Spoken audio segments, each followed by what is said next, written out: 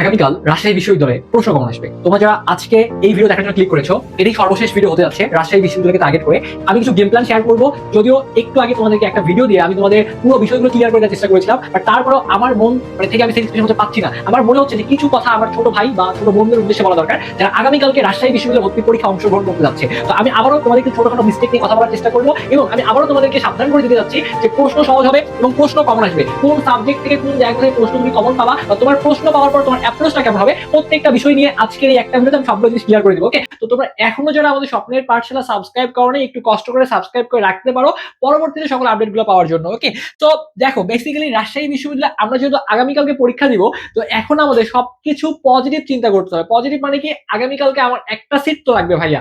এখন দেখো রাজশাহী ইউনিভার্সিটিতে ম্যাথ প্লাস বায়োলজি এখানে একটা ব্যাপার স্যাপার রয়েছে, এবং সব মিলিয়ে 1500 মানে এর উপরে আসন সংখ্যা রয়েছে, 1500 প্লাস আসন সংখ্যা রয়েছে। তো আমার তো 1500টা আসন লাগবে না, আমার আসন লাগবে এই 1500 থেকে একটা। এখন আগামীকালকের পরীক্ষা যদি আমার ভালো হয়, তাহলেই কিন্তু আমি একটা সিট ইনশোর করতে পারবো। আমি মেডিকেলে চান্স পাইনি, আমি কোথাও চান্স পাইনি, কোনো ভার্সিটি চান্স পাইনি, আমার ইঞ্জিনিয়ারিং এর পরীক্ষা দিয়েছি সেখানে হয়নি, কিন্তু আমার তো ভাইয়া রাজশাহী বিশ্ববিদ্যালয় হতে পারে। কেন হতে পারে ভাইয়া? অবশ্যই তোমার চান্স হতে পারে, কারণ রাজশাহী ইউনিভার্সিটির প্রশ্নপত্র অন্য ইউনিভার্সিটিগুলোর প্রশ্নপত্রের থেকে আলাদা। এবং রাজশাহী ইউনিভার্সিটিতে আমি তোমাকে আজকে বলেই দিচ্ছি যে প্রশ্ন কোন জায়গাগুলো থেকে কমন চলে আসবে। এবং তোমার যদি কনফিডেন্সটা ঠিকঠাক থাকে, এবং যদি মহান আল্লাহ তাআলা চায় ভাইয়া, তাহলে তোমার সিট আটকাবে না ইনশাল্লাহ, তুমি একটা সিট ইনশিওর করে আসতে পারবা। তো সবকিছুই সৃষ্টিকর্তার হাতে। এবং মাথায় একটা ব্যাপার যে ঢুকাইতে পারো, যে সৃষ্টিকর্তা হচ্ছে উত্তম পরিকল্পনাকারী, তিনি যার ডিসিশন নেবে অবশ্যই সেটা তোমার জন্য ভালো একটা ডিসিশন নেবে, তাই না? তো এই বিশ্বাসটা তোমার যদি থাকে, এবং তোমার যদি প্যারা যদি আগে থেকে না নাও যে আমার চান্স না পেলে আমার সবকিছু হারাই যাবে, বাট এরকম না, ঠিক আছে? তুমি চান্স পাওয়ার জন্য সব থেকে বেশি কথা হচ্ছে ইফোর্টটা দাও, সব থেকে বেশি কথা মানে ইম্পর্টেন্ট ব্যাপারটা হচ্ছে পরিশ্রম করো। তাহলে দেখবো যখন পরীক্ষাটা শেষ হয়ে যাবে, তখন তুমি তোমার বুকের মধ্যে হাত রেখেও বলতে পারবা যে ভাই আমি তোমার সর্বোচ্চ পরিশ্রমটা দিয়ে হারিয়ে গিয়েছি, তাই না? তো যাই হোক, তোমরা আশা রাখতেছি তোমরা যে পড়াশোনা করছো, যে প্রিপারেশন নিয়েছো, এটা দিয়ে তোমরা একটা সিট মেক শিওর করতে পারবা। তো এখন আজকে আমরা কিছু গেম প্ল্যান নিয়ে কথাবার্তা বলবো। প্রথম কথা হচ্ছে, প্রশ্ন যখন তুমি হাতে পাবা, প্রশ্নটা হাতে পাওয়ার পরে তোমাকে আগে ডিসিশন নেওয়া শিখতে হবে। ডিসিশন নেওয়াটা কিরকম, যে তোমাকে তো প্রথমত ভাইয়া ব্যাপার কি, যে ফিজিক্স উত্তর করতে হবে, ফিজিক্স তুমি উত্তর করবা বাধ্যতামূলক, কেমিস্ট্রি তুমি উত্তর করবা, এবং তুমি আইসিটি উত্তর করবা, ঠিক আছে? তো এখানে কোনো সমস্যা নাই। এরপরে যে তোমার যে তিনটা অপশন থাকবে, ঠিক আছে? তোমার মনে করো এখানে একটা অপশন রয়েছে, এখানে মনে করো এ নাম্বার, কথা কথা এখানে এ নাম্বার অপশন রয়েছে, এখানে তোমার বি নাম্বার অপশন রয়েছে, এখানে তোমার সি নাম্বার অপশন রয়েছে। তো এরকম তিনটা অপশন থাকবে। এখানে থাকবে ম্যাথ প্লাস বায়োলজি, এখানে এগুলো থাকতে পারে, বাট আমি তোমাকে জিনিসটা বুঝাই দিচ্ছি। এখানে মনে করো শুধু লেখা আছে বায়োলজি, এখানে লেখা আছে মনে করো ম্যাথ লেখা আছে। এখন প্রথমেই তুমি এই ভুলটা কখনোই করবা না, যে তুমি মনে করো চাচ্ছ যে ম্যাথ প্লাস বায়োলজি উত্তর করতে, ঠিক আছে, কিন্তু অপশন দেখাইছো যে বায়োলজি বৃত্তটা ভর্ট করছো, তাহলে কিন্তু ভুল হয়ে যাবে। এখন তুমি মনে করো ম্যাথ উত্তর করবা, তুমি বৃত্ত ভর্ট করছো বায়োলজির ক্ষেত্রে বা ম্যাথ প্লাস বায়োলজির ক্ষেত্রে, এই ভুলগুলো করলে কিন্তু সর্বনাশ হয়ে যাবে। আগে তুমি প্রশ্নটা পাওয়ার পরে সুন্দর মতো দেখে নাও যে এটা তো তোমার বাধ্যতামূলক উত্তর করাই লাগবে, কারণ অপশনাল যে সেক্টরটা আছে এটা একটু ভালো মতো দেখবা। যারা ম্যাথ প্লাস বায়োলজি, যারা আমার টেকনিক ফলো করে দুইটা প্রিপারেশন নিয়ে আসছো, যে ভাইয়া যদি বায়োলজি প্রশ্ন একদমই সবগুলো কমন চলে আসে বা সহজ মনে হয়, যে 25টার মধ্যে 22-23টা পেয়ে যাচ্ছি, তাহলে বায়োলজি ড্রপ দাগে একটা সিট ইনশোর করবো। আবার যদি দেখি যে না, ম্যাথ প্লাস বায়োলজির মধ্যে 25টা প্রশ্ন আসছে, সব মিলে ম্যাথ প্লাস বায়োলজি সব মিলে আমার 16 থেকে 17টা কমন চলে আসতেছে, যদি সংখ্যাটা কম, বাট ম্যাথ প্লাস বায়োলজি দাগাইলে সবগুলো সাবজেক্ট অ্যাভেলেবেল থাকতেছে, সেক্ষেত্রে তুমি ম্যাথ প্লাস বায়োলজি অ্যাপ্রোচ করো, যেহেতু তোমার ম্যাথেরও প্রিপারেশন রয়েছে, বায়োলজিরও প্রিপারেশন রয়েছে। আবার যারা শুধুমাত্র বায়োলজি প্রিপারেশন নিয়ে গেছো, তাহলে তো করার কিছু নাই, বায়োলজি দাগাইতেই হবে।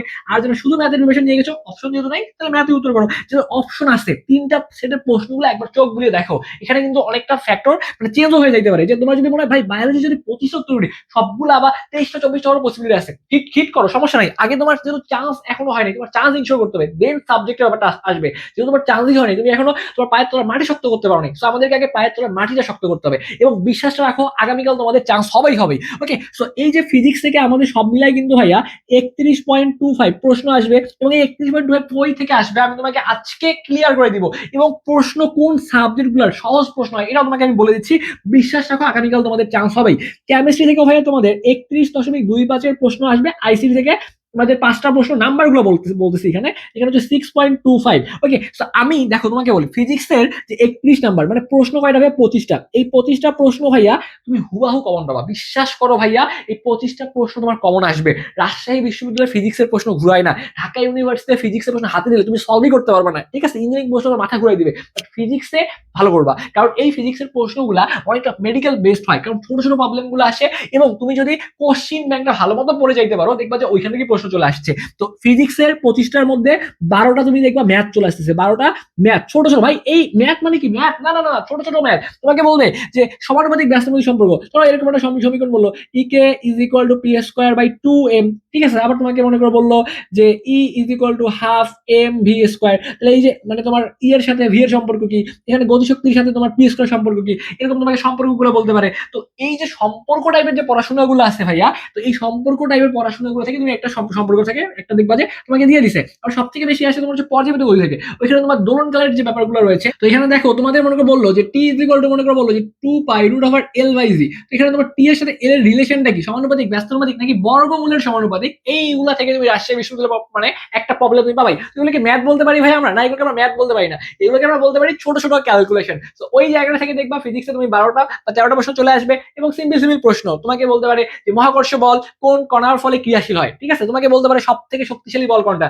দুর্বল বল কোনটা, এইটার প্রবলেমগুলো আসতে পারে। এগুলো তো একদম সিম্পল প্রশ্ন, একটু কঠিনও থাকবে, বাট তুমি যদি প্রশ্নগুলো একটু ভালো মতো অ্যাপ্রোচ করতে পারো তাহলে দেখবা যে ফিজিক্স নিয়ে তোমাকে খুব বেশি স্ট্রাগল করতে হবে না রাজশাহী ইউনিভার্সিটির ক্ষেত্রে, অ্যাটলিস্ট এটা আমি তোমাকে গ্যারান্টি দিতে পারি। কিছু প্রশ্ন তুমি দেখবা চলতরি থেকে আসতেছে আসতেছে, চলতরি থেকে বর্ধনের ম্যাথগুলো আসবে, এবং তোমার বিদ্যুৎ বিল হিসাব করার ম্যাথগুলো আসবে, ঠিক আছে। এবং তোমার ওইখানে হালকা কাজে সূত্রগুলো রয়েছে, দেখবে যে ওই সিম্পল সিম্পল সূত্র দিয়ে ম্যাথ চলে আসতেছে, ওকে। এবং এরপরে তুমি দেখবা তোমাদের যে ওই যে শর্টের বাইরে যে চ্যাপ্টারটা জ্যামিতিক আলোক বিজ্ঞান, এখান থেকে কিন্তু প্রশ্ন আসতে পারে ভাইয়া, ঠিক আছে। ভৌত আলোক বিজ্ঞান থেকে একটা প্রশ্ন পাবা, এরপরে আধুনিক পদার্থ বিজ্ঞান থেকে প্রশ্ন আসার পসিবিলিটি অনেক বেশি, পরমাণু গঠন থেকে প্রশ্ন আসবে। তার মানে স্পেশালি সেকেন্ড পেপারে যে প্রশ্নগুলো রয়েছে ওই জায়গাগুলো থেকে প্রশ্ন আসার পসিবিলিটি অনেক বেশি। আর ফার্স্ট পেপারের ক্ষেত্রে যেটা বললাম পর্যাবৃত্ত গতি ভেক্টর থেকে প্রশ্ন পাবা, নিউটনিয়ান বলবিদ্যা কার শক্তি ক্ষমতা, এর থেকে প্রশ্ন আসবে। এবং তোমাদের আরেকটা চ্যাপ্টার রয়েছে 7 নম্বর যে চ্যাপ্টারটা পদার্থের গাঠনিক ধর্ম, গাঠনিক ধর্ম, এই গাঠনিক ধর্ম থেকেও কিন্তু প্রশ্ন আসে, এবং এই চ্যাপ্টার কিন্তু কেউ পড়ে না, অনেকেই স্কিপ করে, আমি দেখছি। তো এখানে কিন্তু প্রশ্ন তুমি পাবা। তো এই সিম্পল সিম্পল ব্যাপারগুলো পড়ো, এবং আরেকটা টোটকা বুদ্ধি শেখাই দিব, সেটা কি, যে ধরো তোমার প্রথম শিফটে পরীক্ষা তুমি 11 থেকে 12টা পর্যন্ত পরীক্ষা দিয়েছো, তো এই যে প্রথম শিফটের যে প্রশ্ন, এই প্রশ্নগুলা যে টপিকগুলো থেকে আসছে দেখবা ওই টপিকগুলো থেকেই দ্বিতীয় শিফটের প্রশ্ন তুলে দিয়েছে। তাহলে করণীয় কি হবে, যারা প্রথম শিফটে রাজশাহী বিশ্ববিদ্যালয়ের পরীক্ষা অংশগ্রহণ করবে আগামীকাল, এই প্রশ্নটা অ্যাটলিস্ট সমাধান করে যাবা। যদি 12টায়ও শেষ হয় প্রশ্ন তো পেয়ে যাবা, কারণ তোমার পরীক্ষা হচ্ছে 3টায়, 1টা 2টা 3টা 3 ঘন্টা সময় থাকবে। তার মানে এই শিফটের যে প্রশ্নটা এটা অবশ্যই আগামীকালকে সমাধান করে যাবা, ওকে। তো তাহলে দেখবা যে অনেকগুলো প্রশ্ন এখানে কমন পাওয়ার পসিবিলিটি রয়েছে।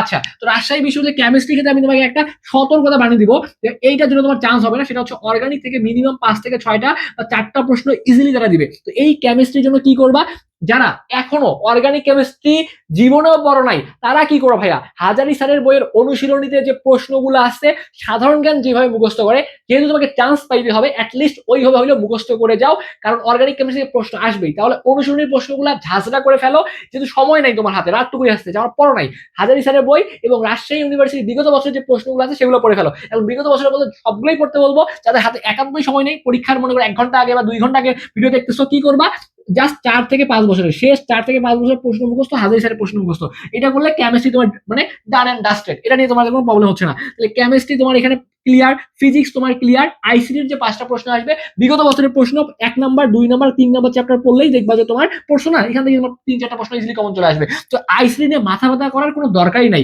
এই 3টা সাবজেক্ট আমাদের ক্লিয়ার হয়ে যাবে, ওকে। সো এরপরে যদি আসো ভাইয়া ম্যাথ প্লাস বায়োলজি, শুধু বায়োলজি শুধু ম্যাথ, এখানে যেহেতু তোমার ভাইয়া 31.25 আছে, মিনিমাম 10 মার্ক পাস তুলতে হবে। তো অবশ্যই তুমি এখানে 10 মার্ক তো তুলবা, এটা তো তোমার ফার্স্ট টার্গেট থাকবে। এবং দেখো যে সেটের কোন প্রশ্নগুলো তোমার সহজ লাগতেছে, তো ওইভাবে একটা অ্যাপ্রোচ নাও। তোমার যদি মনে হয় বায়োলজি উত্তর করো আগে 4 দিন করা দরকার। আর যদি মনে হয় না যে ভাই আমাকে সাবজেক্ট লাগবে ম্যাথ রিলেটেড, তাহলে তোমার হচ্ছে দেখো ব্যাপারটা এখানে কি আমি তোমাকে বলি, যদি শুধু বায়োলজি উত্তর করো তোমার যদি শিফট ভেদে এখানে রেজাল্টটা দিবে, তাহলে শিফটের ক্ষেত্রে তোমার হচ্ছে বায়োলজিতে 367টা আসন রয়েছে, ম্যাথের ক্ষেত্রে 455টা, প্রত্যেকটা শিফটে তাহলে দেখো বায়োলজি দাগালে 367, ম্যাথ দাগালে 455টা। তো ওই জায়গাটা থেকে ম্যাথ প্লাস বায়োলজি উত্তর করলে তোমাদের চান্স পাওয়ার পসিবিলিটিটা ভালো থাকতেছে। তো এখন শিফট 1 এর ক্ষেত্রে তোমার যদি ভাইয়া প্রশ্ন মোটামুটি সহজ হয়, সেই ক্ষেত্রে তুমি যদি 65 কাইট করতে পারো, সেটা তুমি কোন সাবজেক্ট দাগাও চোখ বন্ধ করে চান্স পাবা, ঠিক আছে। 64টা হইতে পারে। শিফট 2 এর ক্ষেত্রে তোমাকে বলবো 65 এর আসামে থাকা লাগবে। তার মানে 100-র মধ্যে দেখো 100-র মধ্যে কি 100 পাওয়া লাগে না, 100-র মধ্যে 60 থেকে 65% নাম্বার পাইলেই কিন্তু বিশ্ববিদ্যালয়গুলোতে চান্স পাওয়া যায়। তো এই জন্যই বলতেছি, এমনও হইতে পারে দুই একটা প্রশ্ন তোমার কমন নাও আসতে পারে, বাট তুমি যদি রিস্ক নিতে পারো রাজশাহী ইউনিভার্সিটি তুমি ভালো করবা। কেন তুমি ভালো করবা? দেখো রাজশাহী ইউনিভার্সিটি ধরো তোমার মোটামুটি 20টা প্রশ্ন খুব কনফিউশন কাজ করতেছে যে দাদা আমি কি এই 20টা প্রশ্ন দাগাবো নাকি ছেড়ে দিয়ে আসবো। ওকে ফাইন, পয়েন্টে আসো। তোমার যদি ক্যাপাসিটি থাকে চান্স পাওয়ার মতো, তোমার যদি ক্যালিবার থাকে চান্স পাওয়ার মতো, তাহলে তুমি এই 20টা প্রশ্ন ধরো আন্দাজে দাগাইছো, আন্দাজে দাগাইলে তোমার কি ভাইয়া মনে করো যে 20টার মধ্যে 15টা ভুল হয়েছে, কয়টা ভুল? 15টা ভুল হয়েছে। তাহলে তোমার চান্স পাওয়ার মতো তুমি যদি স্টুডেন্ট হও, তোমার 15টা 20টার মধ্যে 20টাই জীবনেও ভুল হবে না। অ্যাটলিস্ট তোমার 15টা যদি ভুল হয় 5টা তোমার কারেক্ট হবে, আরো বেশি কারেক্ট হবে যদি তোমার চান্স পাওয়ার মতো ওই টাইপের স্টুডেন্ট হও। তোমার যদি ভাইয়া এখানে 15টা যদি ভুলও হয়, তাহলে দেখো 15 গুণন 0.25, একটা করে ভুল হলে 0.5 কাটা যাচ্ছে। 15টা ভুল হলে তোমার কিন্তু এখানে দেখো সব মিলিয়ে 3.75, তার মানে 3.75 কাটা যাচ্ছে। আর যদি 5টা তোমার কারেক্ট হয় ভাইয়া, তাহলে পাঁচটা যদি নাম্বার হচ্ছে 1.25, তার মানে সব মিলিয়ে তোমার এখানে 6.25 কিন্তু চলে আসবে। এখন তুমি যদি 6.25 থেকে 3.75 বিয়োগ করো, তাহলে দেখবা এখানে তোমার 2.5 মেবি এরকম একটা নাম্বার চলে আসবে। তাহলে এই যে ভাই তুমি 20টা প্রশ্ন রিস্ক নিয়েছো, এই 20টা প্রশ্নের জন্য তোমার এক্সট্রা মার্ক চলে আসছে 2.5। আবার যদি 5টা দিয়েও কেউ ক্যালকুলেশন করো যে 5টা আমি আন্দাজি দেখাবো, 5টা যদি আন্দাজি দেখো, 4টাও যদি তোমার ভুল হয়, 4টা ভুল হইলে 4টা যদি ভুল হয় তাহলে 4 ইন্টু 0.25, 1 মার্ক কাটা যাচ্ছে। আর যদি একটাও হয় ভাইয়া 5টার মধ্যে ভাইয়া, তাহলে তোমার 1.25 আসতেছে। তাহলে এই 1.25 থেকে তুমি যদি 1 বিয়োগ করো, তাহলেও কিন্তু ভাইয়া তোমার 0.25 থাকতেছে। এই 0.25 তোমাকে অনেক সময় চান্স ইনশিওর করতে পারে, আবার অনেক সময় চান্স তুমি এটার জন্যই পাবা না। তো এই জন্যই বলতেছি রাজশাহী ইউনিভার্সিটি চান্স পাওয়ার জন্য রিস্ক নিতে হবে আগামীকালকে, এবং নিজের যে প্রিপারেশনটা নিয়েছো ওইটা দিয়েই সর্বোচ্চ প্রিপারেশন নিতে হবে। তোমাকে এভাবেই বলতে হয় যে তুমি আজকে দাঁড়ায় আমার সামনে দাঁড়ায় প্রতিজ্ঞা করবা আগামীকাল যদি পরীক্ষা দিতে আমি যাবো, আমাকে যেহেতু পরীক্ষা দেওয়াই লাগবে, আমাকে চান্স ইনশিওর করে ফিরতে হবে, ঠিক আছে? আর মানে আগে থেকে ব্রেনকে প্রেশার দিবে না, রেজাল্ট কি আসবে প্রেশার দিবে না, ঠিক আছে? জাস্ট এটাই নিজেকে বুঝাবা চান্স পাওয়া লাগবে, পরীক্ষা দেওয়ার আগ মুহূর্ত পর্যন্ত ডিসিশন একটাই, কনফিডেন্স 100-র মধ্যে 100 আমি চান্স পাবো। তো তোমাদের সকলের জন্য আমাদের পক্ষ থেকে, আমাদের পুরো টিমের পক্ষ থেকে অনেক অনেক দোয়া এবং শুভকামনা থাকবে। আগামীকালকে একটা উড়াধুরা পরীক্ষা দিয়ে আইসো, এবং পরীক্ষা দিয়ে এসে ভাইয়াকে জানাইও পরীক্ষা কেমন হচ্ছে। ওকে, তো তোমাদের সকলের জন্য ভাইয়াদের পক্ষ থেকে অনেক অনেক দোয়া এবং শুভকামনা থাকতেছে। আগামীকালকে একটা উড়াধুরা পরীক্ষা দিয়ে আইসো এবং পরীক্ষা দিয়ে এসে জানাইও যে পরীক্ষা কেমন হচ্ছে। ওকে, তো আজকে সবাই অবশ্যই কমেন্ট করবা যে চ্যালেঞ্জ অ্যাকসেপ্টেড, চান্স আমাদেরকে পাইতেই হবে। ওকে, সবাই ভালো থাকবা এবং তাড়াতাড়ি ঘুমাই যাবা। আগামীকালকে চাইলে সকালবেলা উঠে একবার করে সূত্রগুলা বা গুরুত্বপূর্ণ কন্টেন্টগুলো রিভিশন দিতে পারো। আজকে রাতে বেশি জাগা যাবে না, একটু দ্রুত ঘুমাবা যাতে ব্রেনটা একটু রিল্যাক্স থাকে। ওকে, আবারও তোমাদের সকলের জন্য অনেক অনেক দোয়া এবং শুভকামনা থাকলো। ধন্যবাদ সবাই।